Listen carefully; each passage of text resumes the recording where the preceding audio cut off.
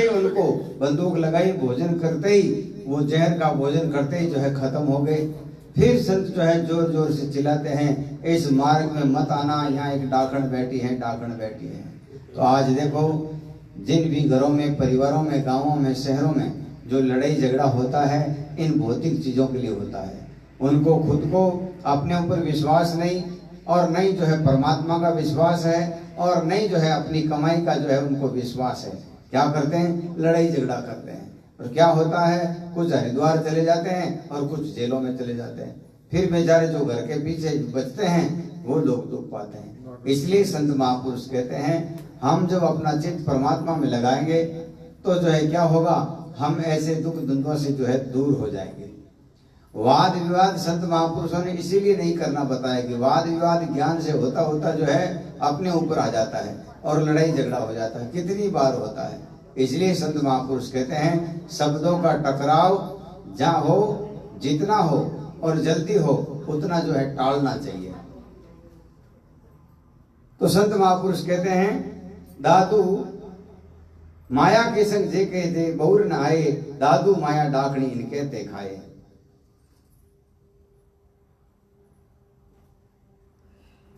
दादू माया मोट विकार की, कोई न सकई डार, बहे बे मुए बापरे गए बहुत पचहार।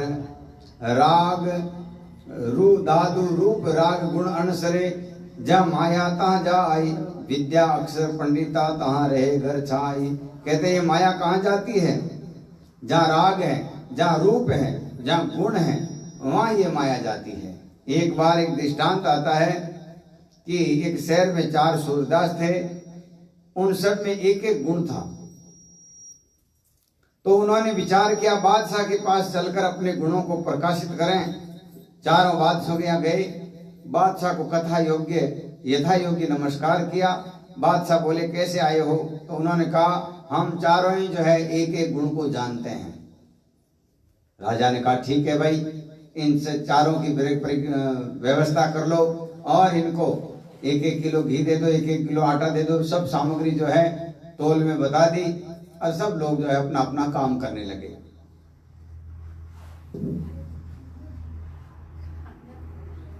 एक व्यापारी बादशाह के यहाँ घोड़ा लेकर आया, सूरदास को बुलाया कि इसमें से घोड़े की परीक्षा कौन करता है? तो वो सूरदास का, मैं घोड़े की परीक्षा करता हूँ। बोले ठीक है, इस घोड़े की परीक्षा करो। तो उसने उस घोड़े की पीठ पर हाथ फेर करके कहा कि हजूर, ये घोड़ा जो है भैंस के नस्ल पर ज्यादा है। बोले क्यों? तो उस घोड़े वाले को पूछा कि भाई क्या बात है, सूरदास जी सही कह रहे हैं? बोले महाराज, सूरदास जी बिल्कुल सही कह रहे हैं। इसकी माँ जो है कम उम्र में चली गई, तो इसको भैंस का दूध पिला पिला करके जो है बड़ा किया, इसलिए इसके में दूध में जो है घोड़े की चाल नहीं है, भैंसे की चाल है। तो संत महापुरुष कहते हैं, फिर एक दिन जो है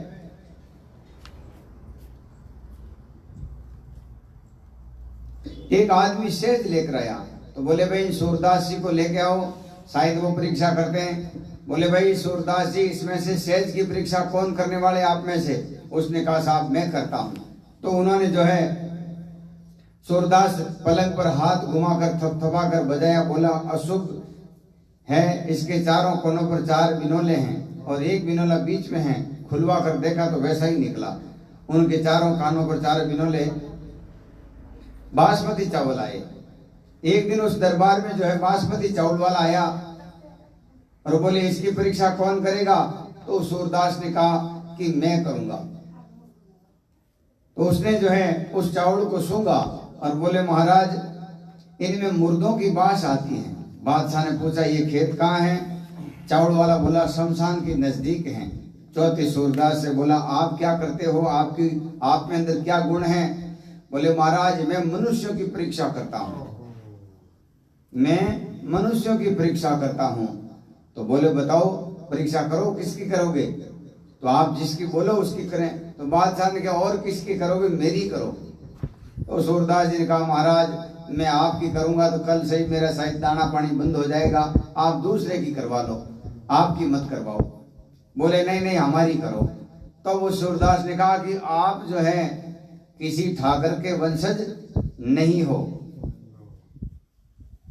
राजा को गुस्सा तो आया, लेकिन सूरदास ने पहले ही कहा कि मैं सच बोलूंगा तो आप जो है नाराज मत होना, हमें जो है अभयदान देना ताकि जो है मैं कह सकूं। तो वो अपनी माता के पास में गया, बोले माता जी हमारे यहाँ सूरदास जी जो है 3 सूरदासों ने सही परीक्षा की और हम बच गए खतरे से। चौथे ने जो है मनुष्य की परीक्षा करने वाले से मैंने अपनी परीक्षा करवाई तो उन्होंने कहा कि तुम राजपूत के वंशज नहीं हो। तो मेरे अंदर किसका खून है? मैं यहाँ का राजा हूँ और मुझे ही मालूम नहीं मेरे अंदर खून किसका है। बोले बेटा मेरे तो कोई औलाद थी नहीं, और तुम्हारे पिताजी ने और हमारे जो है एक विशेष निर्णय लिया। हमारे यहाँ जो मुनीम जी थे, जो हिसाब किताब देखते थे, उनके 4 लड़के थे। तो मुनीम जी ने कहा कि मैं कभी जो है इस बात को सच्चाई को नहीं कहूंगा, आप ऐसा करो एक बच्चा मेरा ले लो आप और अपना काम चलाओ। तो हमने भी लोभवश कि ये राज किसी को सौंपना है तो पहले सौंप कर जाएं, इसलिए तुम जो है राजा के वंश नहीं हो, राजा का खून नहीं हो, तुम्हारे अंदर जो है सेठ का खून है। वापिस आया, सूरदास जी को प्रणाम किया। बोले सूरदास जी आपको कैसे मालूम कि मैं राजा का लड़का नहीं था या राजा का खून नहीं था? बोले पहले दिन ही मालूम चल गया, आपने जो है हमें सब तोल तोल के दिया था ना, 1-1 किलो घी, 1-1 किलो आटा, 1-1 किलो चावल। मैंने कहा ये सूरवीर नहीं हो सकता, ये कोई जो है कंजूस आदमी है या जो है दुकानदार की पैदाइश है या नाप तोल की पैदाइश है। तो मैंने कहा भी आप राजा के पुत्र तो नहीं हो सकते हो। तो संत महापुरुष कहते हैं कि जहाँ राग रूप गुण होते हैं ये माया वहां जाती है। आपके अंदर कोई गुण नहीं है तो आपको कोई पूछेगा ही नहीं, आपके नजदीक कोई नहीं आएगा। और आपके अंदर कुछ गुण है, कुछ कला है, तो जो है लोग आपके आगे पीछे दौड़ेंगे, आपके आगे पीछे भागेंगे। चाहे आप में दूसरे गुण हो या नहीं हो, एक ही गुण होगा तो भी जो है आपके पीछे लोग पड़ जाएंगे। तो संत महापुरुष कहते हैं साधन कोई पग भरे कबू राजद्वार, दादू उल्टा आप में बैठा ब्रह्म विचार। साधु इसीलिए नेता लोगों से, राजाओं से या और कोई जो प्रशासन के लोगों से दोस्ती नहीं करते, क्योंकि उनको क्या काम क्या है, वो अपना परमात्मा का भजन करते हैं और भजन करने वाले को कभी कोई दुख नहीं दे सकता, कोई तकलीफ नहीं दे सका, उनको कोई जरूरत भी नहीं पड़ती। जब दादू दयाल जी महाराज आमेर में थे तो उस समय राजा मान सिंह जी वहां के जो नए राजा बने, तो वहां के पंडित, मुल्ला, मौलवी, उन सब ने दादू जी के प्रति जो है गलत प्रचार किया। आज भी जहां भी देख लो, गांव में देख लो, शहर में देख लो, आपके आसपास में देख लो, जब आप उससे अरस परस नहीं लड़ सकते हैं तो क्या करेंगे, उसकी पीछे से निंदा करेंगे। जो अरस परस लड़ जाते हैं वो निंदा नहीं करते। तो अरस परस लड़ने की हिम्मत नहीं होती तो क्या करेंगे, पीछे से लड़ेंगे। तो दादू दयाल जी महाराज के ज्ञान, विवेक, वैराग्य, शील, संतोष, ऐसे विशेष पवित्र गुणों को देखकर लोग जो है उनके पीछे लगने लगे। उनके ब्रह्म वाक्यों से लोगों का अज्ञान दूर होने लगा, उनके ब्रह्म वाक्यों से लोगों का अंतःकरण साफ होने लगा। तो सब लोगों को लगा कि भाई ये निज संत है, विशेष आज्ञा या स्वयं परमात्मा जो है पधारे हैं, तो लोग उनसे स्वतः ही जो है ज्यादा से ज्यादा जुड़ने लगे। तो उन लोगों को जो है पेट में दर्द हुआ कि ऐसा क्यों होता, हमारे पास में तो कोई नहीं आता, वहां क्यों जाते हैं। आज भी कोई किसी को रोकता है कि आप वहां मत जाना, आप वहां मत जाने देने आया, और देखो वो संत दादू आपके पास में नहीं आया, आपको बधाई नहीं दी। तो राजा मान सिंह जो है वहां जाते हैं और कहते महाराज आपने हमें बधाई देने के लिए हमारे दरबार में नहीं आए। बोले भाई हम संत हैं, हमें किसी की कोई आवश्यकता नहीं है, आप आते हो, तुम्हारे पिताजी आते थे तो उनको कुछ चाहिए था इसलिए आते थे, अभी भी तुमको कुछ चाहिए तो आना और मत आना। लेकिन हम ऐसे ये जो भौतिक जो काम होते हैं, सांसारिक काम होते हैं, उनमें अपना चित्त नहीं लगाते। तो संत महापुरुष कहते हैं, तो राजा मान सिंह मान गया, बिल्कुल संतों का काम यही है, संत जो है ऐसे ही होते हैं और हम माफी चाहते हैं। तो उस बैठो, तो ऐसे ही संत महापुरुष के साधु न कोई भगत भरे कबू राजद्वार, दादू उल्टा आपने बैठा ब्रह्म विचार। इस माया के पर्पज से बचने के लिए वो न कहीं जाते हैं, न कोई जो है व्यवहारिक जो दूसरा जो सांसारिक कार्य होते हैं उनमें सम्मिलित होते हैं। दादू अपने अपने घर गए, आपा अंग विचार, सहकामी माया मिले और निष्कामी ब्रह्म संभाल।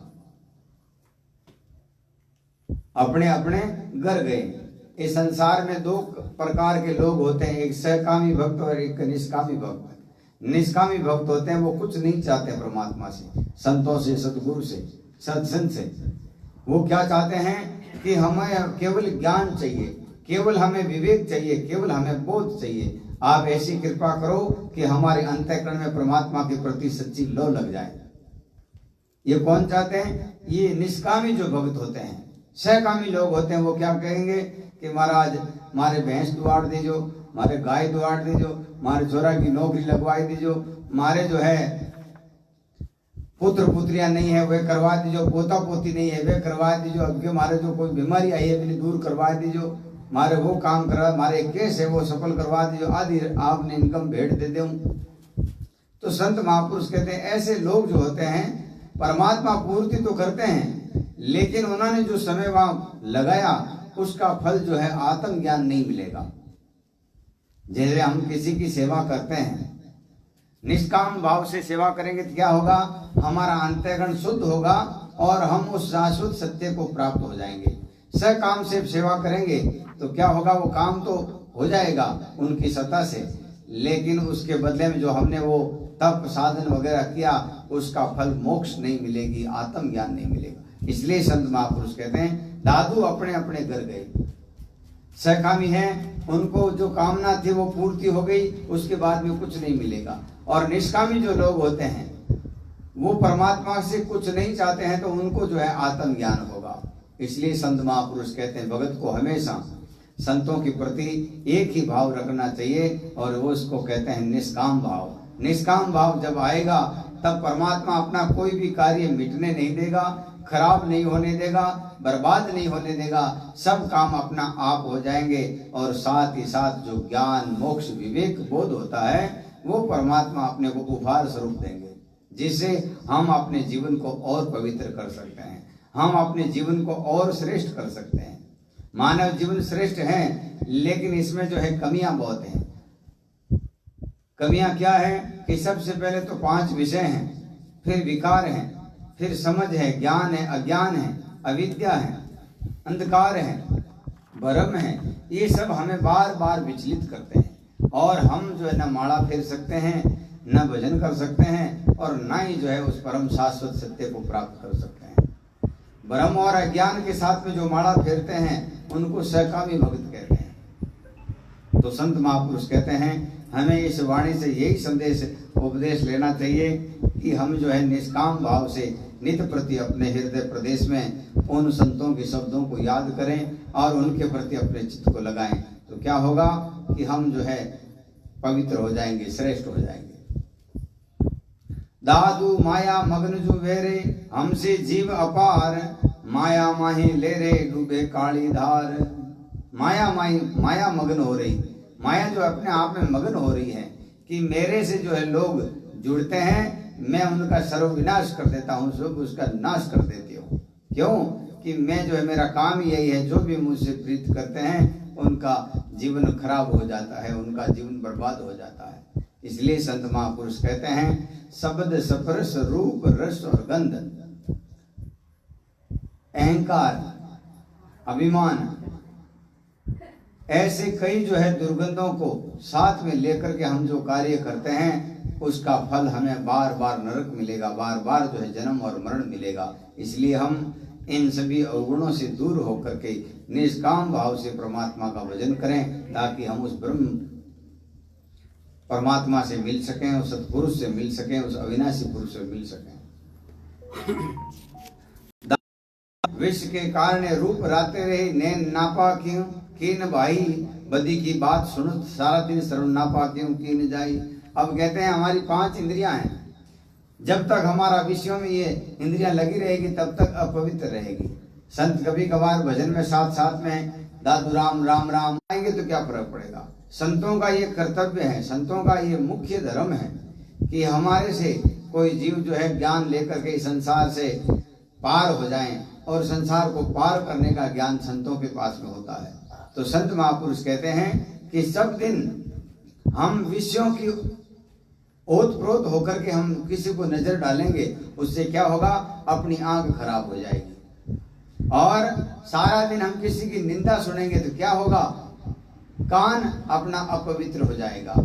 और सब दिन जो है हम इस मुंह से किसी को गालियां बकेंगे, किसी को ओछा लंबी बातें कहेंगे, या जो है उसको दुख होने वाले शब्द कहेंगे, तो क्या होगा, ये अपने मुंह भी जो है खराब हो गया। स्वाद के कारण लुब्धि लागी रहे जिबिया नापा क्यों कीन खाई, भूख के कारण भूख लाग रहे अंग नापा क्यों कीन जाई। तो संत महापुरुष कहते हैं इसी जुब से सुंदरदास जी महाराज कहते हैं, पांचों इंद्रिय दृढ़ कर राखे और शून्य सुधार शाखे, वाणी ब्रह्म सदा मुख भाके भाके चाके राखे। मेरे गुरु लागे मोहि प्यारा, ये शब्द सुनावे ब्रह्म मिटावे करे जगत से न्यारा। संतों के मुख से हमेशा ऐसे ब्रह्म वाक्य क्यों निकलते हैं? हमारे संत महापुरुष अपनी वाणी में कहते हैं कि पूरा ब्रह्मांड गाय के समान है और साधु उस गाय के स्तन है, और इसलिए उनके मुख से जो है हमेशा ब्रह्म वाक्य निकलते हैं। लोगों का अज्ञान अविद्या भ्रम अंधेरा मिट जाए, ऐसे वाक्य निकलते हैं। संत को जो है, भगत को जो है, इसी प्रकार से रहना चाहिए। ये अलग अलग पहचान है। जैसे अपनी माताएं बहनें कोई ऐसे बोर लगाती हैं, या कोई ऐसे मांग भरती है, या और कोई जो है रखती है, तो उनको दूसरों को देख कर लग जाता है कि भाई ये स्वागणी है या कुंवारी है या ऐसी है व वैसी है। तो ऐसे ही भगत की पहचान है, ये संत की भी पहचान है, जिज्ञासु की भी पहचान है, शिष्य की भी पहचान है, गुरु की भी पहचान है। जब उस पहचान के अनुसार अपन हो जाएंगे तो जो है संत महापुरुष कहते हैं तुम्हारा जीवन सफल हो जाएगा। जैसे हमारे दादू पंथ में पौधाम परंपरा के जो संत हैं, उनका ये वेशभूषा ऐसी है, तो देखते ही कहेंगे भाई ये पौधाम के संत हैं, दादूपंथी संत हैं। और कोई दूसरे भगवे कपड़े वाले होंगे, कान फाड़े हुए होंगे, तो बोलेंगे भाई ये नाथ संत है, ये कबीरपंथी संत है।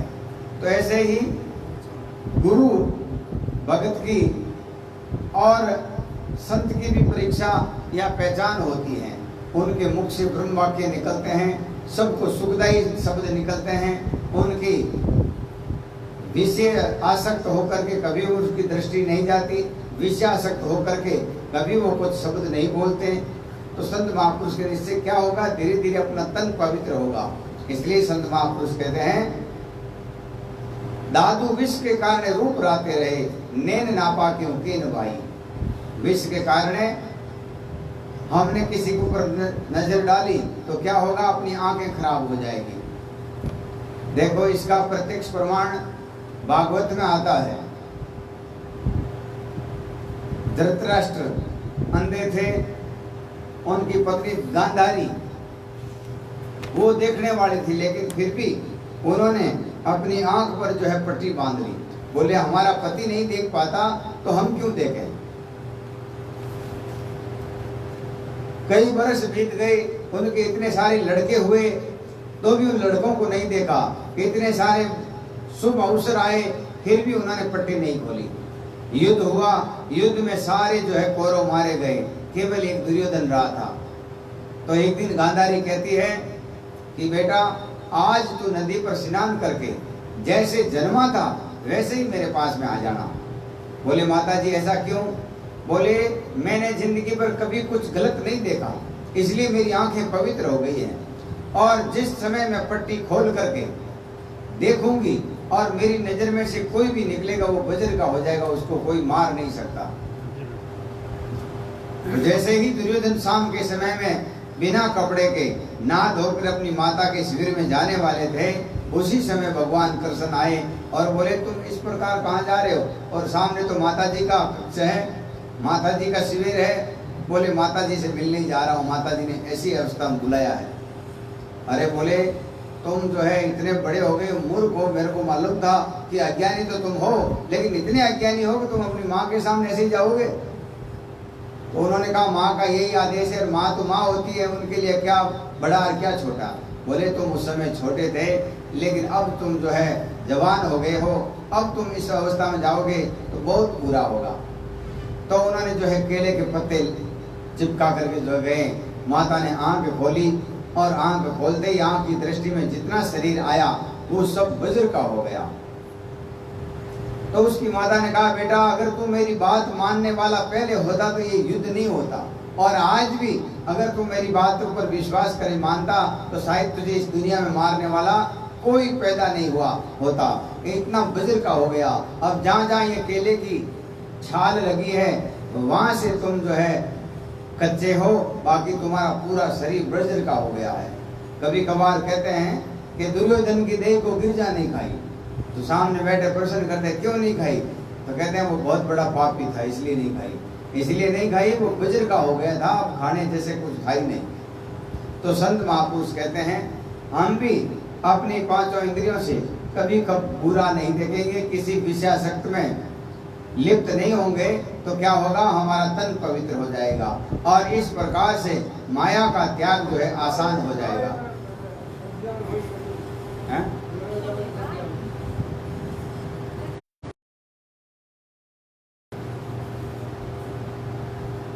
दादू नगरी चैन तब जब एक राजी हो, दो राजी दुख द्वंद्व में सुख इन वैसे कोई।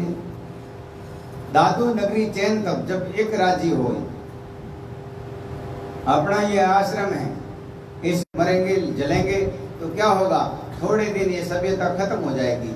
इसी प्रकार से संत महापुरुष कहते हैं ये परमात्मा का निवास है इसमें, और माया जो है, परमात्मा एक है और हमारा चित्त कहाँ लगा हुआ है, माया से।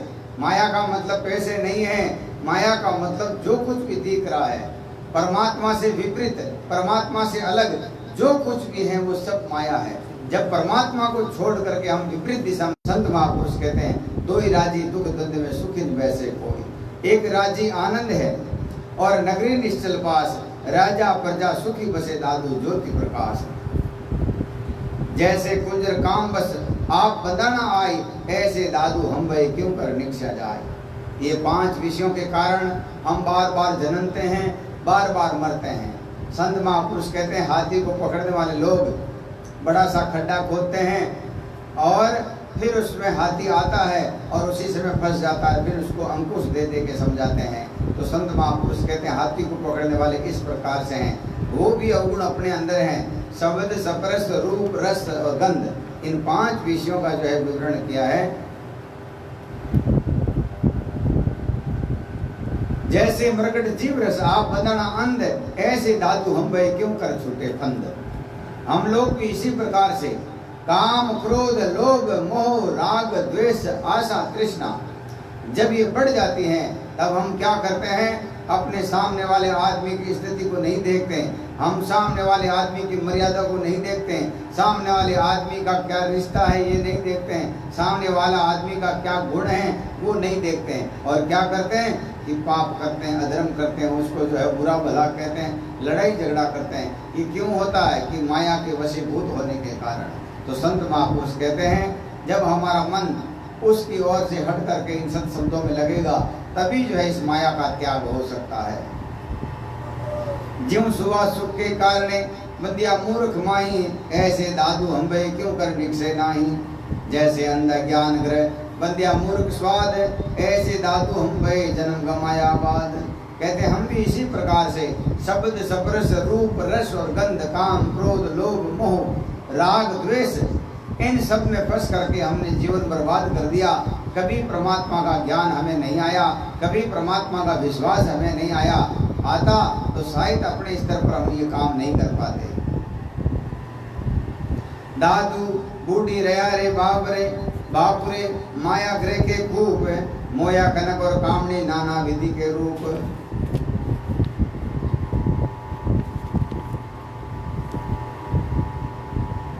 दादू स्वाद लाग संसार में, संसार सब देखत पर ले जाए, इंद्र स्वार्थ सात तजे बंदे सबे बनाने आए। कहते हैं इंद्रियों के सुख में जो है आदमी वास्तविकता को भूल जाता है और उसमें बंद करके जन्म जन्म जो है दुख पाता है। संत महापुरुष यही बात अपने को बताते हैं कि हे मानव तो इस संसार में सबसे शिरोमणि है, सबसे पूजनीय है, सबसे वंदनीय है, और तेरे अंदर ऐसी अलौकिक शक्तियां हैं, तुम उस पार उस शाश्वत सत्य से मिल सकते हो।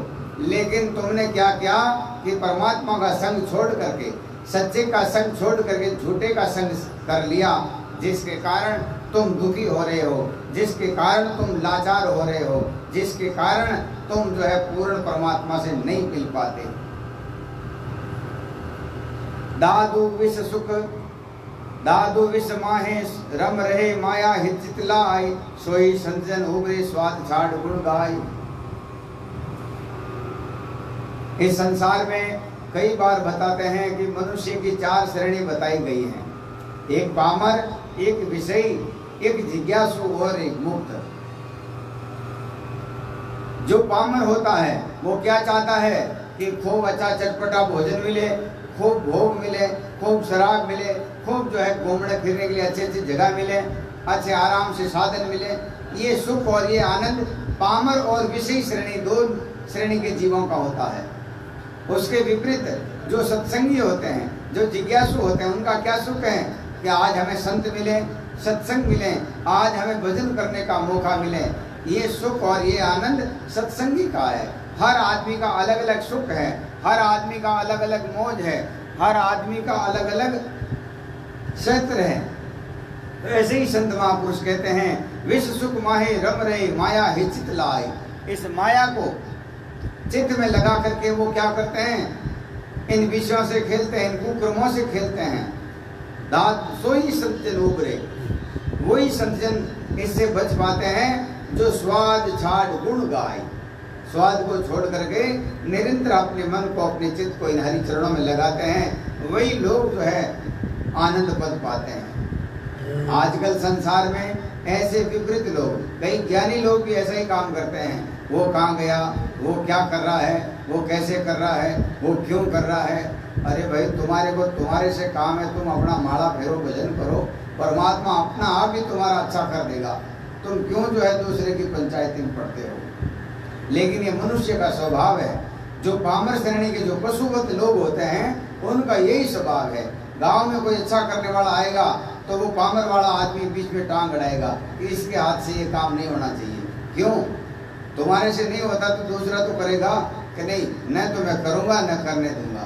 कुत्ते जैसा स्वभाव होता है, न खाऊंगा न खाने दूंगा। तो संत महापुरुष कहते हैं जिज्ञासु के अलग गुण हैं। मुक्त लोग जो होते हैं वो जो कुछ भी करते हैं केवल और केवल लोगों की भलाई के लिए करते हैं। लोगों को सुख मिले, लोगों को ज्ञान मिले, लोगों को विवेक मिले, लोगों को बोध मिले, ऐसा काम कौन करते हैं? संत जन करते हैं, मुक्त लोग करते हैं। दादू झूठा, झूठी काया, झूठा घर और झूठा यूं परिवार, झूठी माया देकर भूलियो कहाँ बीमार। अब संत महापुरुष कहते हैं संसार के लोग परिवार जाति में आसक्त होकर के ऐसे ऐसे कुकर्म कर लेते हैं जो कभी जो है उनके साथ में नहीं रहता। वो सुख हमेशा दुख ही दुख पाते हैं। जैसे रत्नाकर जी भील अपने परिवार के मोह में आसक्त होकर के उन्होंने जीवों की हत्या करनी शुरू की। कभी कोई जानवर मारा, कभी कोई जानवर मारा, कभी कोई जानवर मारा। ऐसे करते करते उनके पाप जो है बहुत ज्यादा बढ़ गए। तब एक दिन भगवान ने विचार किया और संत रूप से उसी क्षेत्र में आए जहाँ रत्नाकर भील लोगों को, जानवरों को मारते थे। जैसे ही उन संतों को देखा, रत्नाकर भील जोर जोर से हंसने लगा कि बड़े मोटे मोटे संत आ रहे हैं और कई दिन तक मेरे घर का भोजन चल जाएगा। जैसे ही वो संतों को मारने के लिए आया, संतों ने कहा भाई हमारी तुम्हारी कोई द्वेषता नहीं है, कोई दुश्मनी नहीं है, हमने कभी तुम्हारा कुछ बिगाड़ा नहीं, कभी कोई अहित नहीं किया, फिर तुम हमें क्यों मार रहे हो? बोले महाराज हमारा तो एक ही काम है, इस मार्ग में जो आते हैं उनको मारते हैं। तो बोले भाई ऐसे काम से तो पाप लगेगा। तो रत्नाकर भी जोर जोर से हंसने लगा कि ये पाप और पुण्य आप जैसे निर्बल लोगों को लगते हैं, मुझे नहीं।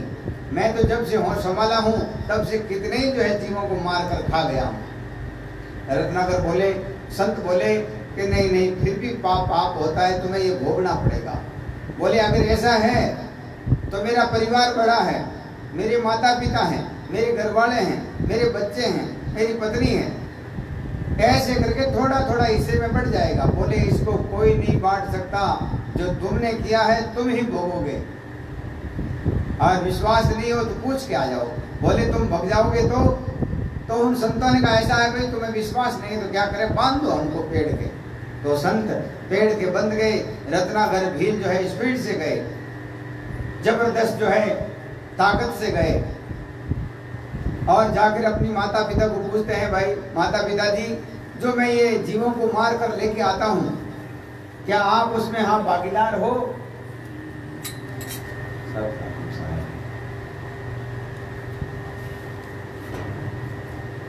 क्या आप उसमें भागीदार हो? तो उनके माता पिता कहते हैं कि भाई हम इसमें भागीदार नहीं हैं, ये तुम्हारी खुद की कमाई है, तुम जो कुछ करते हो, पाप करते हो, पुण्य करते हो, तुमको भोगना पड़ेगा, हम नहीं भोग सकते, हम नहीं भोग सकते। हमने तुमको बड़ा कर दिया, शादी कर दी, इस योग्य कर दिया, अब जो तुम करते हो, जो तुम लाते हो, हम खा लेते हैं, बाकी ये तुमको खुद को भोगना पड़ेगा सारे।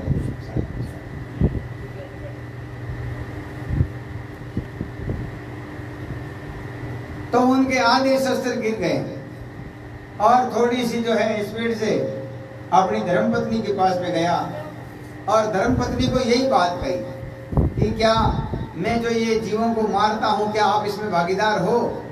तो उसकी पत्नी भी कहती नहीं, मैं आपकी धर्मपत्नी हूं तो आपके सुख दुख में आपके साथ रहूंगी, आपके शरीर में कभी दुख पड़ जाएगा, कभी कष्ट पड़ जाएगा तो मैं आपके साथ हूं, बाकी आपके सुख दुख में शामिल नहीं हूं, आपके लाभ हानि में, आपके कर्मों में मैं भागीदार नहीं हूँ। बच्चों को पूछा, बच्चे ने कहा कि मैं तो आपके अधीन हैं, छोटे हैं अभी, आप जो लाते हैं खा लेते हैं, लेकिन आपकी कमाई में हम भागीदार नहीं हैं, आपको खुद को भोगना पड़ेगा।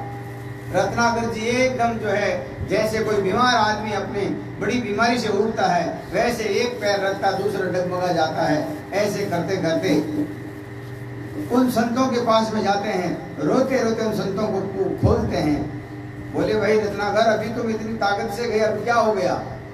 बोले महाराज, मैंने अज्ञान और अविद्या के अंधकार में ऐसे ऐसे पाप किए हैं, अब क्या हमारा कभी कोई भला हो सकता है?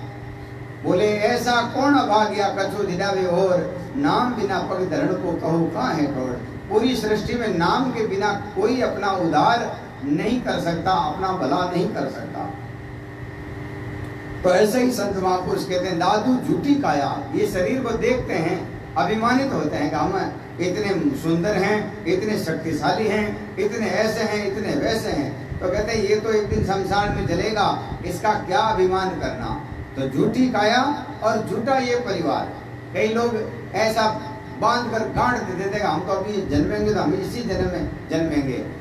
जैसे कैसा जी सोचते हुए मैं हमेशा जाट का जाट ही रहूंगा, ये सोचते हम सुतार का सुतार ही रहेंगे, ये सोचते हम मेघवाड़ का मेघवाड़ ही रहेंगे। तो ये नहीं है ठोर ठिकाना, कभी कहीं जन्मना होगा, कभी कहीं जन्मना होगा, और कभी किसी जाति में जन्मना होगा। तो संत महापुरुष कहते हैं, आप और हम सबको मालूम नहीं पड़ सकता, क्योंकि हमारी बुद्धि इतनी विस्तृत नहीं है, हमारे अंतःकरण इतने साफ नहीं है। लेकिन जिन संतों का हम प्रमाण देते हैं कि सदगुरु कबीर साहब, दादू साहब, दरियाब साहब, रविदास जी महाराज, इन सब संतों का यही कथन है कि तुम जो करोगे आज, वो तुमको खुद को भोगना पड़ेगा।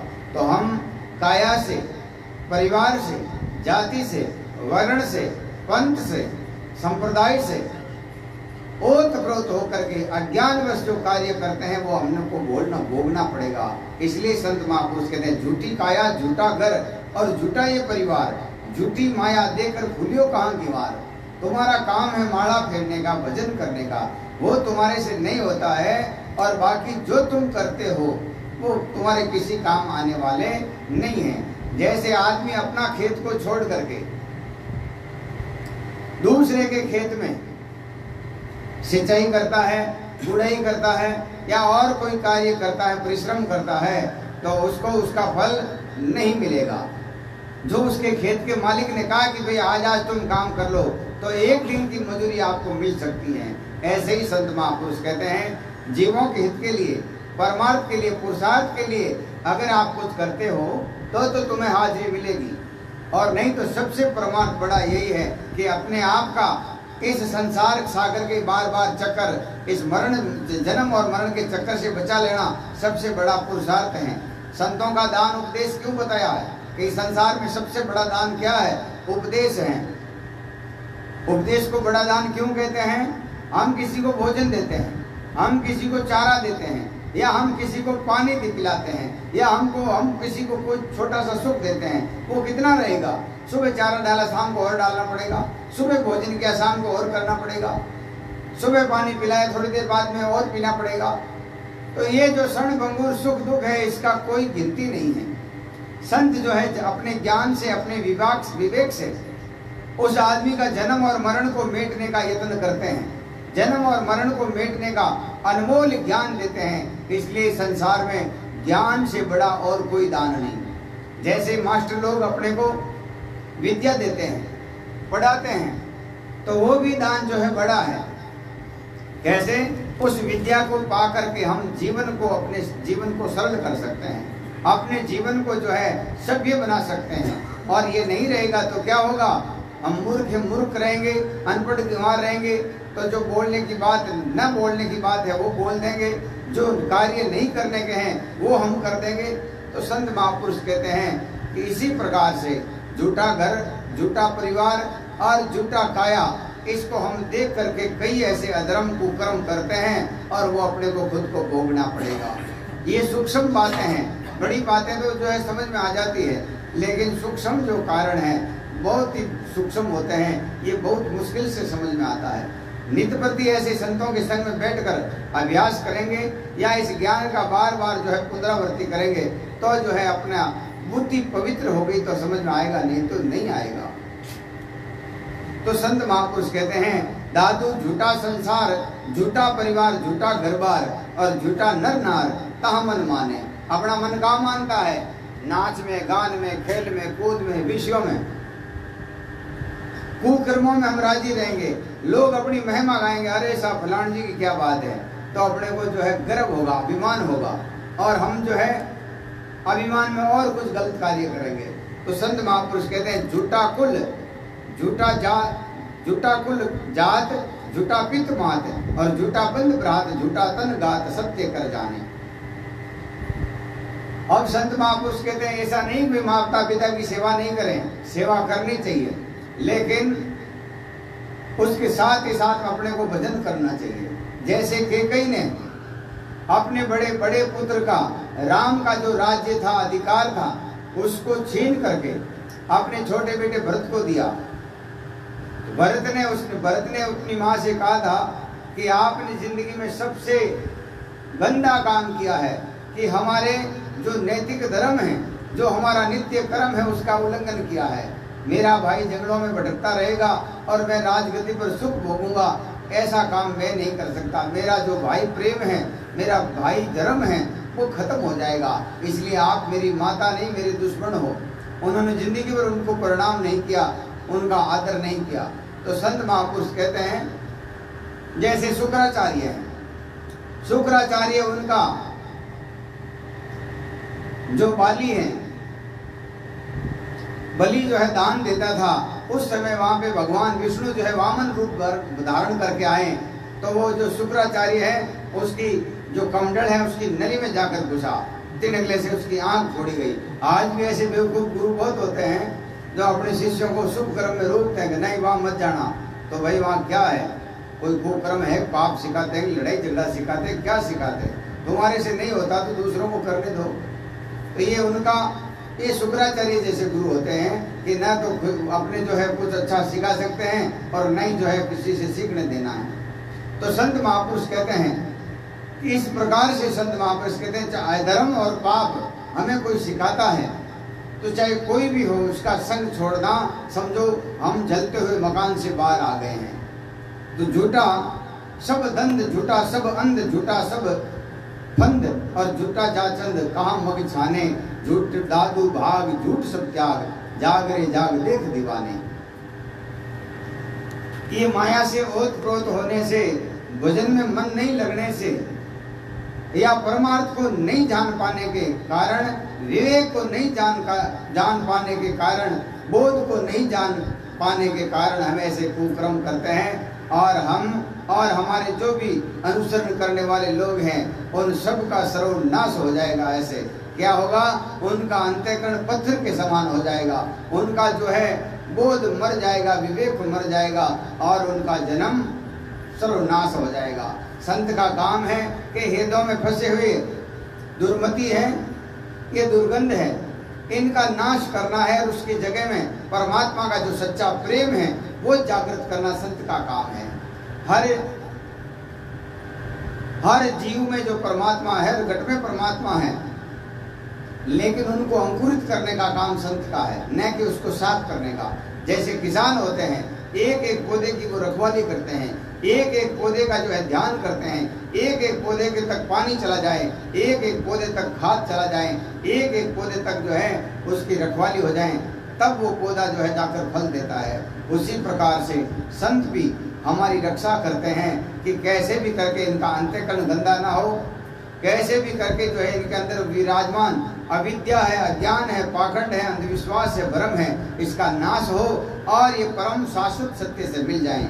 यही संदेश सदगुरु कबीर साहब का है और यही संदेश जो है दादू साहब का है, दरियाब साहब का है, गोरखनाथ जी महाराज का है, भरतरी महाराज का है, कृष्णदास जी महाराज का है, रामदास जी महाराज का। सब संतों का एक ही सिद्धांत है, सभी जो है केवल और केवल लोगों का कल्याण करने के लिए आए, लेकिन बाद में उस संदेश को पढ़ते पढ़ते या मानते मानते उसमें कई प्रकार की कमियां डाल दी हमने। जैसे एक बात होती है, यहाँ से सुनी, इस मुंह से वहां, उस मुंह से इस मुंह से जाते जाते एक पाव की चीज होती है वो 1 किलो की हो जाती है। और अंधविश्वास, अरे झूठी बातें बहुत ज्यादा फैलती हैं, अच्छी बातें फैलाने में बहुत समय लगता है।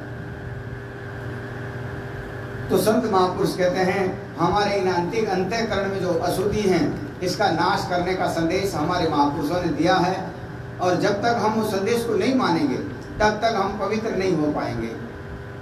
जो जड़ पूजा करते हैं, आन उपासना करते हैं, उससे कभी तुम्हारा अंतःकरण साफ नहीं होगा, कभी तुम्हें बोध नहीं होगा।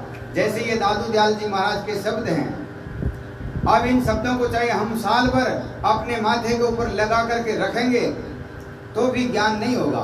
दादू दयाल जी महाराज की फोटो है, कबीर साहब की फोटो है, उस फोटो को जिंदगी भर अपने हृदय से लगा कर रखेंगे तो ज्ञान नहीं होगा। ज्ञान कैसे होगा? कि उनके द्वारा दिया गया जो सिद्धांत है उस सिद्धांत को अपनाओगे तो पार हो जाओगे।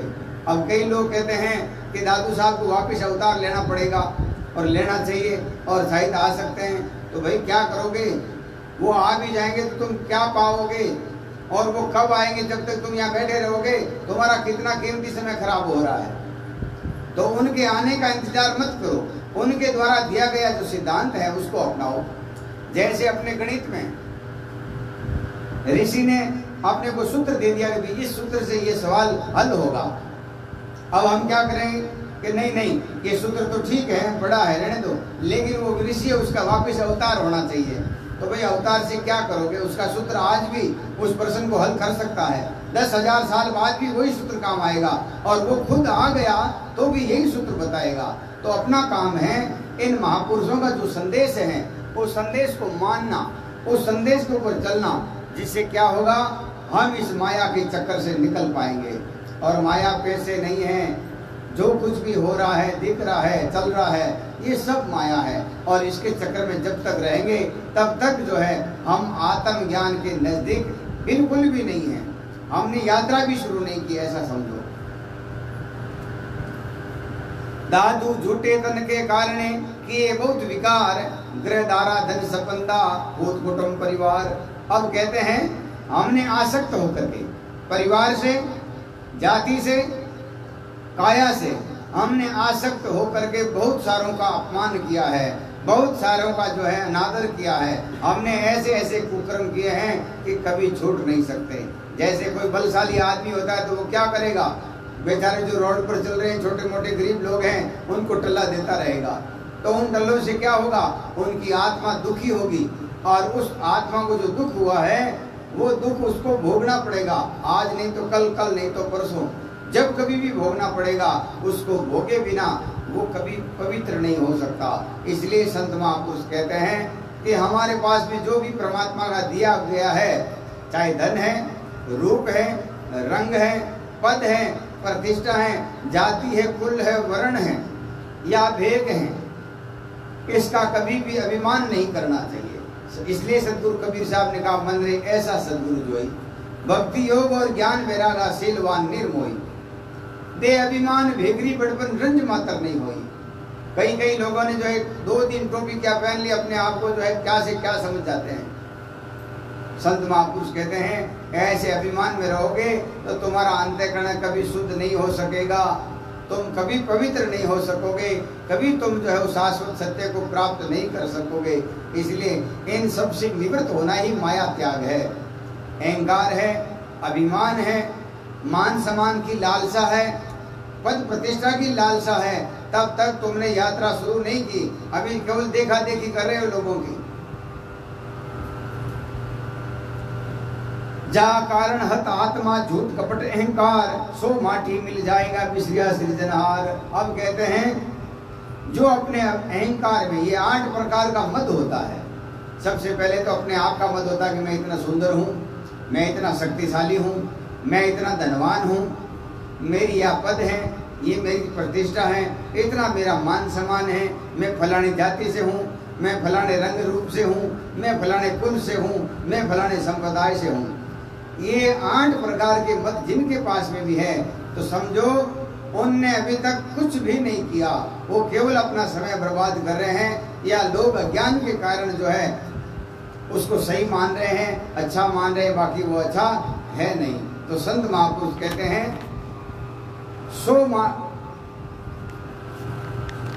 जहाँ कारण हत आत्मा, हत मतलब जिस आत्मा की हत्या करते हैं, चाहे रंग से, रूप से, जाति से, मद से ओत-प्रोत होकर के, वो हमें भोगना पड़ेगा। संत महापुरुष कहते हैं किसी प्रकार का अभिमान अहंकार आपा नहीं रखना, तभी माला फेर सकेंगे, तभी भजन कर सकेंगे, तभी हम उस परम शाश्वत सत्य से मिल पाएंगे।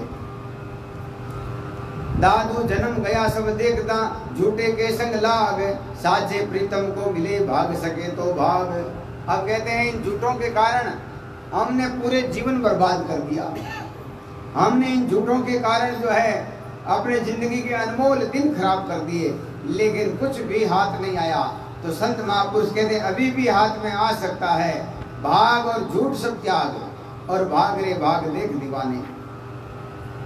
दादू गतम गरम गतम धनम गतम दारा सुत यौवनम, गतम माता गतम पिता गतम बंधु सज्जनम, गता गतम आपा गतम परा गतम संसार कतरंजनम, बत्सी बत्सिरे मन परब्रह्म निरंजनम।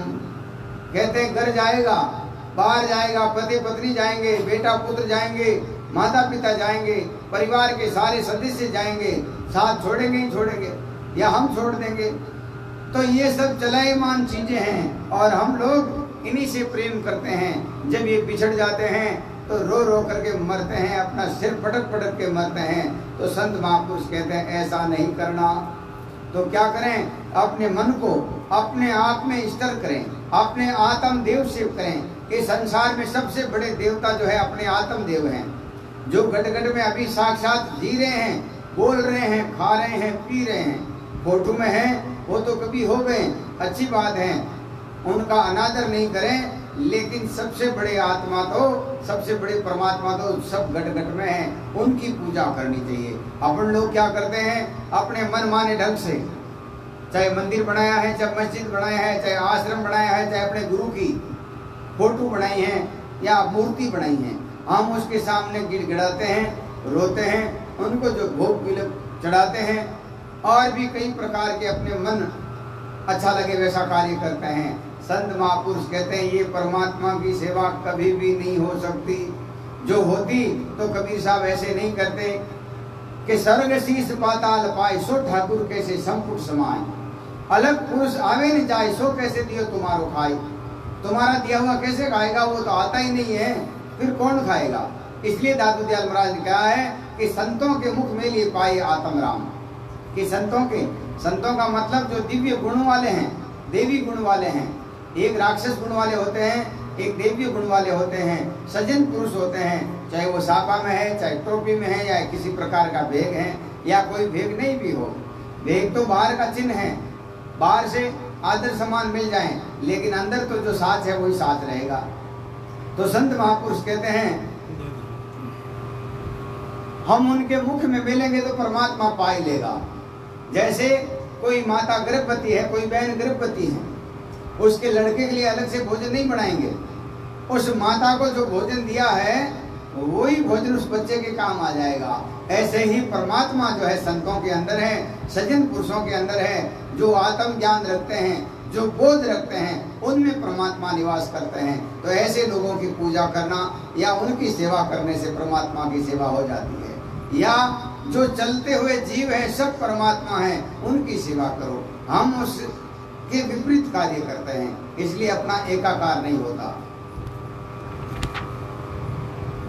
जीवा माही जीव रे ऐसे माया मोह, साई सुदा सब गया दादू नहीं अंदो। माया मगर खेत खर सदगति कदे होय, जे बंचे तो देवता राम सरी के होय। अब कहते हैं ये माया जो है खर खेत, खर कहते हैं खारी भूमि वाले, मगर भी उसी को कहते हैं जो जिसमें कोई प्रकार की पेड़ पौधे नहीं उगते हैं उसको मगर कहते हैं या खर कहते हैं। तो कहते हैं ये खारी भूमि और खारा पानी रहेगा तो क्या होगा, कोई भी फसल नहीं पैदा होगी। पहले यहाँ मिर्ची पैदा होती थी, लेकिन मिर्ची क्यों चली गई कि यहाँ पानी थोड़ा मोटा हो गया, भारी हो गया, खारा हो गया। तो ऐसे ही संत महापुरुष कहते तुम माया का रस पियोगे, खारा पानी पियोगे, तो इसमें आत्मदेव कभी फलीभूत नहीं हो सकेगा, तुम्हें महसूस नहीं होगा। तो माया मगर खेत कर और सदगति का देन हो। जो भी माया से ओतप्रोत होकर के जो कार्य करते हैं, राग द्वेष दुर्मति में जो रहते हैं, उनके अंतःकरण में कभी ज्ञान नहीं आ सकता, कभी बोध नहीं आ सकता, कभी विवेक नहीं आ सकता। जे बंचे तो देवता राम शरीफ होई, और जो इस माया से बच गए वो परमात्मा के जैसे हो जाएंगे, परमात्मा स्वयं हो जाएंगे। कालर खेतन निबजे जो बाहे सो बार, दादू हाना बीज का क्या पचमरे गंवार। ये कालर भी उसी को कहते हैं, जो खारी भूमि होते हैं उनको कालर भूमि भी कहते हैं। उसमें हम किसी प्रकार का बीज डालेंगे तो क्या होगा, हमारा बीज व्यर्थ चला जाएगा। हमने खेत जो चलाया है, ट्रैक्टर जो चलाया है, तेल जो जलाया है, हमारी हाजिरी खोटी हो जाएगी। ऐसे ही संत महापुरुष कहते हैं जो निष्काम भाव के लोग नहीं होते हैं उनको उपदेश भी दिया तो भी किसी काम का नहीं, क्योंकि वो उपदेश को क्या मानेगा, क्या समझता उपदेश को। हमारे स्वामी जी महाराज कहते हैं लोग गुरु क्यों बनाते हैं, तो बोले मालूम नहीं साहब, बताओ। लोग सौगंध खाने के लिए गुरु बनाते हैं कि मेरे गुरु की सौगंध, मर जावे तो भंडारो लोग कर देवे, खुद मत की जोर नहीं आवे। तो संत महापुरुष कहते हैं संतों के पास में जाते क्यों हैं, केवल इसी काम से, निष्काम भाव से, आत्म ज्ञान से कोई नहीं जाता। कोई किसी ने तो केवल जाटी पकड़ ली है, हाँ झूठी जाटी है, उस गुरु के पास में झूठ है, चेले के पास में झूठ है, फिर भी पकड़ के बैठे हैं। कोई जो है तंत्र मंत्रों के भरोसे हैं, कोई जो है केवल अपने अभिमान के बारे में है। तो संत महापुरुष कहते हैं ये तो सार चीज नहीं है, तुम अपना जीवन बर्बाद कर रहे हो, तुम अपना समय खराब कर रहे हो, कुछ नहीं मिलेगा इसमें, कभी तुम्हारी मोक्ष नहीं हो पाएगी। तो संत महापुरुष कहते हैं कालर खेत नीबजे, और जो भाई 100 बार 1000 बार तुम उसमें बीज डालोगे तो भी एक दाना फसल नहीं आएगा। इसलिए संत महापुरुष कहते हैं कि जो जुगति से होकर के, जुगति को धारण करके, अपने मन विक्षेप आवरण को दूर करके, इस दुर्मति को दूर करके जो सौदा करते हैं वही परम पद को पाते हैं। एक दृष्टांत आता है कि एक ससुर जी जो है 4 धाम की यात्रा करने गए, तो बोले बेटा पैदल जाऊंगा, मेरे पास में इतना सा ये मूंग है, इसको तुम रख लो और मैं जब आऊं तो मुझे दे देना, देखो इसमें खराब नहीं होना है, मैं आऊंगा जब लेऊंगा ही लेऊंगा। तो एक होशियार औरत थी, बहू थी, उसने कहा कि पिताजी ऐसा है मुझे दे दो, ये तो पागल है समझे कि नहीं, मैं इसको बढ़िया से पैक करके रखती हूँ। तो उसने 2-4 पॉलिथीन के ऊपर पॉलिथीन, ऊपर डब्बा और ऊपर डब्बा, फिर स्टील का एकदम बढ़िया सुंदर सा जिसमें हवा नहीं जाए ऐसा डब्बा ले करके अपनी अटैची में रख दिया कि वो पागल है, वो तो पता नहीं कहाँ गंवा देगी और 2 साल बाद में भी ससुर जी आएंगे तो मैं दे दूंगी। अब वो थोड़ी बहुत किसान घर से थी, तो उसने कहा कि हमारे पिताजी जो है बीज को रखते हैं। कैसे रखते हैं? वही बीज रहता है, अब की बार जो बो दिया वो अगली बार बीज में और काम आ जाएगा, अगली बार बीज में वो काम आएगा। तो उन्होंने जो भी 2-3 किलो का जो बीज दिया वो अपने खेत में जो है उसने बो दिया। अभी जैसे बरसात का समय है उसी प्रकार से, और वो बड़ा जो है प्रेम से सावधानी से उस पूरी फसल को ले ली। अगली बार वापिस ससुर जी नहीं आए, उसने कहा पता नहीं कब आएंगे। उन्होंने फिर जो है अपनी खेती में बहा दिया। अब उसके जो है पूरा जो है गोदाम है भर गया। अब ससुर जी आए 2 साल बाद में, तो उसने कहा कि हमारे बीज कहाँ है भाई, हमारा वो मूंग कहाँ है? तो वो जिसने पेटी में रखा था, अटैची में रखा था, वो दौड़ के गई कि ससुर जी ये तो पागल पता नहीं कहाँ डाल दिया, मेरे पास में है वो। अब वो उसने जो है ला करके देखा तो उसमें केवल छत्तर के रह गए, छिलके रह गए, सब वो जो जीव अंदर पड़ गए उन्होंने सब खा लिया। बोले पिताजी केवल छिलके हैं। तो भाई छिलके क्यों, हमने तो पूरे दिए तो पूरे दो। अब उस बहू को कहा कि तुम्हारे पास में कहा, तुम भी ऐसे ही किया क्या? बोले नहीं, आप मेरे घर में चलो। घर में गए और ससुर जी को कहा ये सब आपका बीज का ही प्रताप है। तो बोले कैसे किया? बोले आप गए उसी दिन बरसात हुई थी, मैंने खेत में डाल दिया, भाई आप कब आओगे? फिर आप आए, उससे पहले मैंने खेत में डाल दिया, देखो लाटा लेकर रख दिया।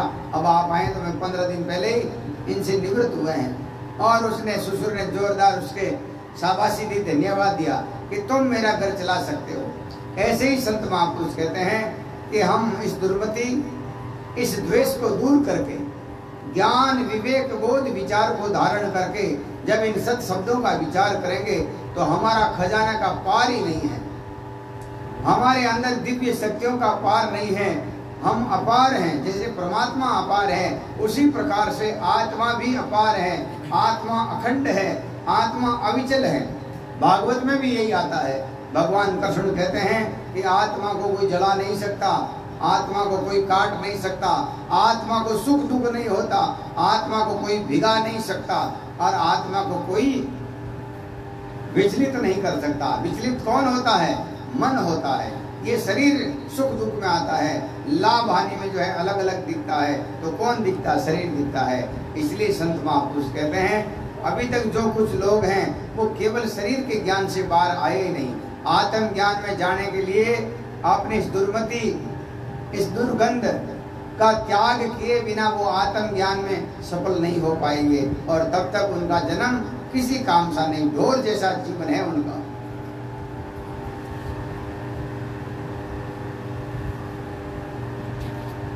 दादू इस संसार सु निमग्न कीजे नहीं, जामन मरण आउटना छिंदा जे दे।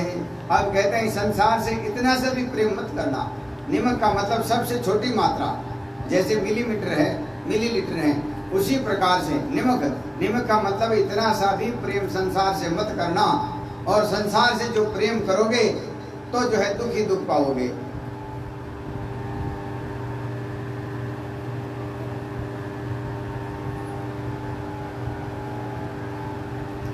रिजग राम के हाथ है दुनिया से दे सब दुख, जेता ऐठे जगत सो तेता जीव को सुख। एक सेठ जी ने हवेली खरीदी और अपने गुरु से बोले महाराज आप इस हवेली में कुछ दिन निवास करो। संत रहने लगे। हवेली के तारक में एक भूत रहता था। महात्मा जी के रहने से भूत को विक्षेप होने लगा। महात्मा जी से तो कुछ कह नहीं पाता। दूसरे पड़ोसियों को भूत बोला कि तुम महात्मा जी को बोल दो कि इस हवेली से चले जाओ, क्योंकि मेरी स्वतंत्रता में महात्मा जी के रहने से अड़चन आती है। उस बढ़िया ने महात्मा जी को इसलिए रखा कि यहाँ से भूत भाग जाए ताकि मैं यहाँ जो है आराम से रह सकूंगा। तब पड़ोसी ने महात्मा जी को भूत का सब व्याख्यान सुनाया। महात्मा जी तुरंत वहां से चले गए। ब्रह्म ऋषि महाराज ऐसे ही कहते हैं आप किंचित भी संसार से प्रेम नहीं करना, क्योंकि इनसे दुख ही दुख है और कुछ नहीं है। हम संसार, ये जो मैंने कल बताया कि कई लोग जो है भूत बनते हैं, कई पितर बनते हैं, कई जो है ये रेंगने वाली जातियों में सांप सूप बनते हैं। क्यों बनते हैं? इन्होंने जीते जी परमात्मा में अपने चित्त को नहीं लगाया, जीते जी कभी अपने मन को संतों को नहीं दिया, जीते जी अपने गुरु के प्रति समर्पण भाव नहीं आया। तो कहाँ आया? केवल अपने परिवार में, अपनी जाति में, अपने कुल में, अपने सगे संबंधियों, अपने पारिवारिक सदस्यों में चित्त लगाए रखा, कभी खेत में, कभी दुकान में। तो जैसे कर्म करते हैं, जैसी वासना रखेंगे, जैसी इच्छा रखेंगे, उसके अनुसार अपना जीवन मिलेगा। अब हमने अच्छे कर्म किए तो मानव बढ़ेंगे उस घर में, अच्छे कर्म नहीं किए तो जो है ये जीव जंतु बढ़ेंगे, उससे भी खराब कर्म किए तो भूत और पितृ बढ़ेंगे। तो संत महापुरुष कहते क्या होगा इससे? हम जन्म जन्म दुख पाएंगे। इसलिए संत महापुरुष कहते हैं, परमात्मा संत महापुरुषों की वाणी है कि संसार से इतना सा भी प्रेम मत करना। और जो संसार से प्रेम करते हैं उनका जो है हमेशा नुकसान ही नुकसान होता है।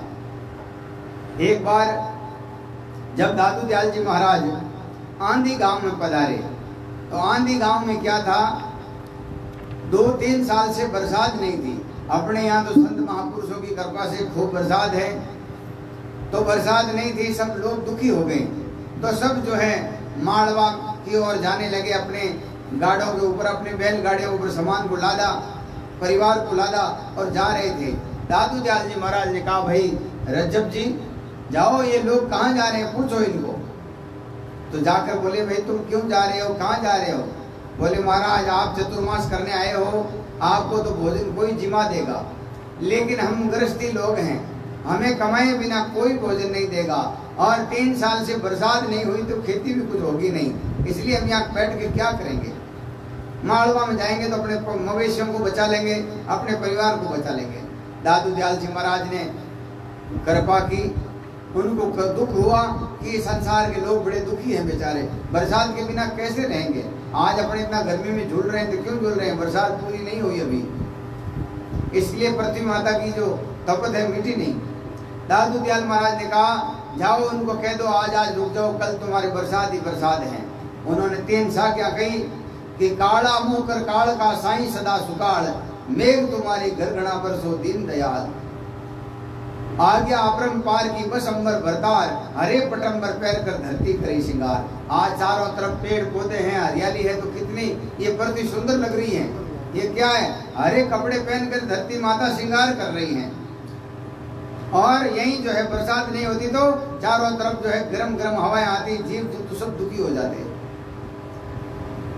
सुबह वो लोग जो है वहां पास में कोई पीर जी का थान था, तो अपने बकरे ले जाकर जो है वहां बलि देने लगे। वो बकरे जोर जोर से रोए चिल्लाए। तब दादू दयाल महाराज ने कहा, ये इतना दुख कहाँ से आ रहा है? संतों ने कहा, महाराज आपने बरसात करवाई है, लोग आपका एहसान नहीं मानते, तो किसका मानते हैं? इस पीर का मानते हैं, और पीर के आगे जो है बलि दे रहे हैं जीवों की। तब दादू दयाल महाराज ने कहा कि संसार से जो प्रेम करते हैं उनके साथ में ऐसा ही होता है।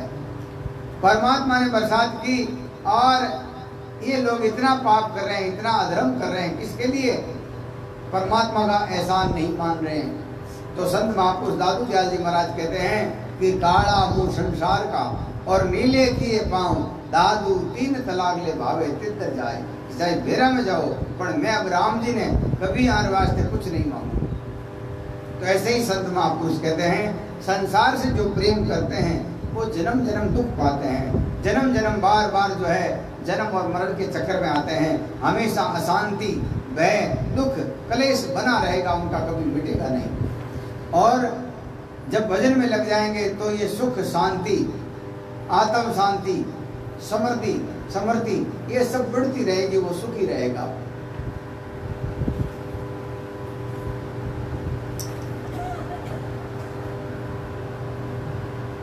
मन हस्ती माया हस्तनी सगन बन संसार, तामे निर्भय भेरे दादू मुद गंवार। अब कहते हैं मन हाथी की तरह और माया हथनी है, ये दोनों मिलकर के परस्पर विषयों में, कुकर्मों में मगन हो रहे हैं। संसार पूरे जंगल के समान है, भटक रहे हैं, कभी इधर कभी उधर, कभी इधर कभी इधर। संत महापुरुष कहते हैं ये कभी आवागमन मिटेगा नहीं। जब मन इन सच्चे शब्दों से लगेगा, इस अमृतमय वचनों से लगेगा, तभी इनके दुख जा सकते हैं। काम कठिन दादू काम कठिन घट चोर हैं, घर फोड़े दिन रात, सोवत सहन जागी तत् वस्तु ले जात। अब कहते हैं हमारा ये घट क्या है, हमारा घर है ये, जैसे ये घट हैं वो घट हैं, ऐसे ये घट हैं। इस घट का ये स्वामी अंदर बैठा है। अब इसमें जो जागता हुआ रहेगा तो क्या होगा, इसमें काम क्रोध कभी लागू नहीं होगा, कभी दुख द्वंद नहीं आएगा, कभी कष्ट नहीं आएगा। और ये सो गया तो इसकी तत्व वस्तु ले जात, इसकी जो आत्म शांति है, आत्म ज्ञान है, आत्म बोध है, वो सब इसका निकल जाएगा, फिर जन्म जन्म और दुख पाएगा।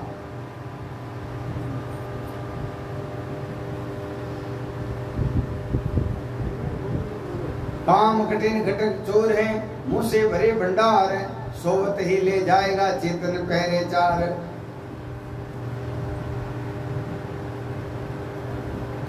ज्यों गुण लागे काट को लोहा लागे काट, काम कठिन काम किया घट जाजरा दादू बारे बाट।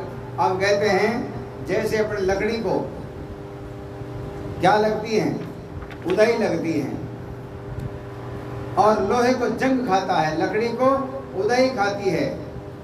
उसी प्रकार से हमारे शरीर में भी काम और क्रोध, इससे क्या होता है, हमारा शरीर कमजोर होता है, हमारी जो आत्म शक्ति है वो अपना जो है हिम्मत है वो भी धीरे धीरे टूटेगी। जैसे आदमी बूढ़ा होता है और उसका शरीर कंपने लगता है तो क्या होता है, उसकी हिम्मत पहले ही मर जाती है। वो खड़ा होगा तो कोई लकड़ी का सहारा लेगा या 2-4 आदमियों को बुलाएगा, क्योंकि उसकी हिम्मत मर गई, आत्म बल मर गया। और आत्म बल किससे, इस हिम्मत से आता है। हिम्मत किससे आती है, इन विषयों का पालन करने से, ब्रह्मचर्य का पालन करने से हमारे अंदर ओज और तेज आता है। इसलिए संत महापुरुष कहते हैं इन तत्व चीजों का कभी नाश नहीं करना चाहिए, इनका संचय करना चाहिए। रहा गिले जीव चंद को, ग्रहण गिले जीव सूर, कर्म गिले यो जीव को नक्शक लागे पूर। जैसे राहु और केतु, ये जो 2 ग्रह हैं, सूर्य और चांद, कभी ये काला होता है, क्यों होता है, जो आज ज्ञान हो गया। ये पौराणिक कथा में कहते हैं कि अमृत बांटा था, उस समय 2 राक्षसों ने अमृत पी लिया, तब भगवान ने अपने सुदर्शन से एक राक्षस ने अमृत पी लिया, तब भगवान ने जो है उस राक्षस के 2 टुकड़े कर दिए, जिनका नाम पड़ गया राहु और केतु। अब संत वाणी को विचार करें जब ये वाणी झूठी हो जाती है। दरियाव जी महाराज कहते हैं अमृत है बातन की बाता, अमृत है संतन के साथा। अमृत पी लिया फिर मरा क्यों, मतलब टुकड़े कैसे हो गया उसका। अमृत है बातन की बाता, अमृत है संतन के साथा, दरिया अमृत नाम अनंता, और जहाँ को पी अमर भय संता। दरियाव जी महाराज कहते हैं अमृत तो केवल ये नाम है, जो भी पीते हैं वो अमर हो जाते हैं, और दूसरा अमृत कहीं पे भी नहीं है। लेकिन अब पौराणिक कथा है, सनातन संस्कृति है, तो इसका निंदा करना भी अच्छी बात नहीं है। जैसे है वैसे है, रहने दो। तो संत महापुरुष कहते हैं जब रहा गिले जीव चंद को, ग्रहण गिले जीव सूर, कर्म गिले यो जीव को नक्शक लागे पूर। जैसे रहा जो है चंद को लगता है, उसी प्रकार से हम अपने कर्मों को गिलेंगे, अपने कर्मों को जब खाएंगे, अपने कर्मों का जब नाश करेंगे, तब जो है अपना जीवन सही होगा। दादू चंद गिले जब रहा को, ग्रहण गिले जब सूर, जीव गिले जब कर्म को, राम रहा भरपूर। यही बात है, जब अपने कर्मों को हम मेटना शुरू कर देंगे, उनको खाना शुरू कर देंगे, इन भजन के माध्यम से उसको दूर करने का, उसको निष्क्रिय करने का जब कार्यक्रम शुरू कर देंगे, तभी जो है अपना जीवन सफल हो सकता है।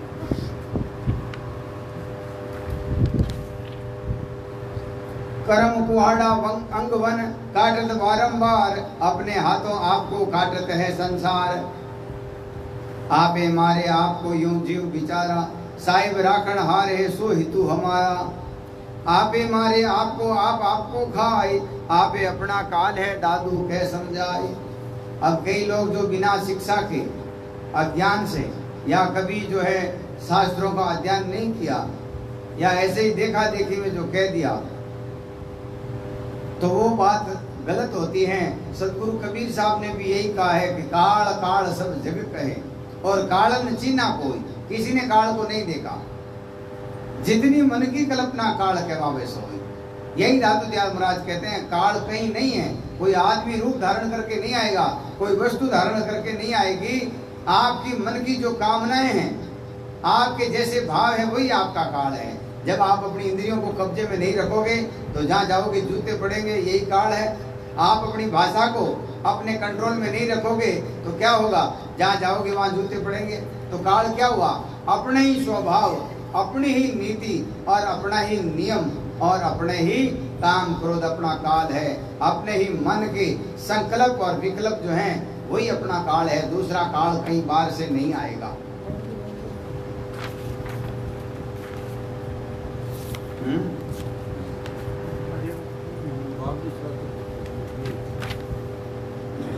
आपे मारे आपको आप आपको खाए, आपे अपना काल है दादू के समझाए। अब कहते दूसरा काल नहीं है, अपन खुद ही अपना काल है। अपन दो चार लोगों को अपशब्द बोलेंगे, गलत बोलेंगे या किसी को कुदृष्टि डालेंगे तो क्या होगा, जूते पड़ेंगे। यही काल है और क्या दुर्गति होगी। तो संत महापुरुष कहते हैं इन इंद्रियों को पवित्र करने का साधन निष्दिन ब्रह्म विचार है। ये शाश्वत शब्द हैं जिनको चाहे सतनाम कहो, सत शब्द कहो, सार शब्द कहो, यही जो है अपना उद्धार कर सकते हैं। और संसार में दूसरा जो भी कार्य है, जो भी नियम है, जो भी विधि है, वहां तक नहीं पहुंचती। जैसे अनेक मंत्र हैं, अनेक शब्द हैं। जैसे कोई भूत पितरों को बुलाते हैं, उसको वाम कहते हैं। वाम वाम क्या करते हैं, मेला मंत्र सुनाते हैं, जिससे क्या आते हैं, जरक आते हैं। रामचरण जी महाराज ने कहा है कि मेला मंत्र सुनाएंगे जरक बुलावे वाम, रामचरण साचे मते क्यों नहीं आवे राम। तो एक तो मंत्र वो हुए भूतों को जगाने वाले, अष्ट सिद्धियों को जगाने वाले, नाना प्रकार के जो है अपने अंदर जो है सिद्धियां हो जाएं, वचन सीधे आ जाएं, शरीर को छोटा बड़ा करने का आ जाएं, शरीर को सिंह हाथी घोड़ा कुत्ता मीना बनाने का आ जाएं। तो ऐसा साधन करने से वो होते हैं। और हमारे संत महापुरुषों ने हमें उस परम शाश्वत सत्य को मिलाने वाले महामंत्र दिए हैं, जिनको संत महापुरुष सत्य शब्द कहते हैं, सार शब्द कहते हैं, सत नाम कहते हैं। और उनको जपे बिना, उनको माने बिना, उनमें चित्त लगाए बिना हम उस परम शाश्वत सत्य को नहीं पाया जा सकता है। लेकिन कई लोग जो हैं आधी अधूरी बात पकड़ते हैं, आधी अधूरी नहीं पकड़ते, तो लोग में और जो है विक्षेप कर देते हैं और जो है अंतर डाल देते हैं, एक और बाधा डाल देते हैं। जैसे एक स्थिति ऐसी आती है कि वहाँ जाप और जपा सब मर जाते हैं, केवल सुरती से ही भजन करते हैं। लेकिन वो स्थिति कब आती है कि पहले हम इस अवस्था से आगे जाएंगे तब। अब जो वहाँ अवस्था में पूगा हुआ है या केवल पड़ा हुआ है, वो कहेगा ये जाप जपा कुछ नहीं है, वो कहेगा नहीं ये कुछ नहीं है, ये कुछ नहीं है, सब है लेकिन उसकी विधि अलग अलग है। जैसे अपने बच्चे लोग हैं, पहली दूसरी में जाते थे अलग पुस्तकें लेके जाते थे, 8वीं 10वीं में गए तो अलग गए, अब MA BA में जा रहे हैं तो केवल एक पेंसिल कॉपी में काम चल जाता है, और वो भी नहीं लेके जाए तो भी काम चल जाता है। तो ऐसे ही अलग अलग स्तर हैं। उस स्तर को पार कर दिया, उसका शब्द की मर्यादा वहीं खत्म हो गई। वो शब्द वहां तक ही कार्य करता है, वो शब्द वहां तक ही कार्य करता है। तो संत महापुरुष कहते हैं, हमारे संत महापुरुषों ने बड़ी कृपा करके हमें ये सत शब्द बताया है, सार शब्द बताया है। इसको हम धारण करके हम अपने सत्य लोक में जा सकते हैं, हम अपने अमर लोक में जा सकते हैं, हम अपने मान सरोवर में जा सकते हैं, सुख सागर में जा सकते हैं, निर्भय देश में जा सकते हैं, अहिंसा देश में जा सकते हैं। कब जाएंगे? जब इन सभी बातों का विचार रहेगा, नित्य प्रति सत्संग करेंगे कि ये माया है और ये भजन है, ये पाप है और ये पुण्य है, ये पुण्य है और ये ज्ञान है, ये विवेक है और ये शास्त्र ज्ञान है, ये बोध है और ये सीखा हुआ ज्ञान है। इन सब में फर्क है। जैसे एक तो जैसे इसका रटा हुआ ज्ञान है, पूरी वाणी बढ़ ली और भी कई शास्त्र रट लिए, क्या फायदा क्या उससे।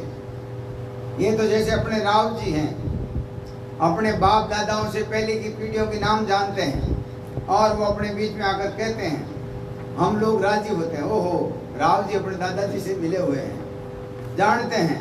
तो क्या दादाजी के समय वो थे? नहीं थे। दादाजी के पराक्रम को जानते हैं? नहीं जानते। दादाजी ने जो कुछ दिया है वो इसमें लिखा हुआ जो बता दिया। ऐसे ही संत महापुरुष कहते हैं, इन शब्दों का पराक्रम, इन शब्दों की समर्था इतनी शक्तिशाली है, इतनी पावरफुल है कि आदमी कोई तन मन वचन कर्म से एकाकार होकर के एक ही साखी को पकड़ ले, उसका इस संसार से माया छूटना, इस मन का मरना और ये दुख द्वंद्व मिट जाना बिल्कुल आसान है। और जब तक नहीं मानते तब तक बहुत मुश्किल है, बहुत मुश्किल, बहुत दोहरा है। और जब मान जाएंगे तो बिल्कुल ये कार्य अपने को आसान लगेगा। इन्हीं शब्दों के साथ में आप सभी का मंगल हो। आप सभी लोग शेयर करें, आगे से आगे सबको सुनाएं, इस ज्ञान को आगे बढ़ाएं। कल और पढ़ेंगे। दादू राम दादू राम दादू राम दादू राम दादू राम दादू राम दादू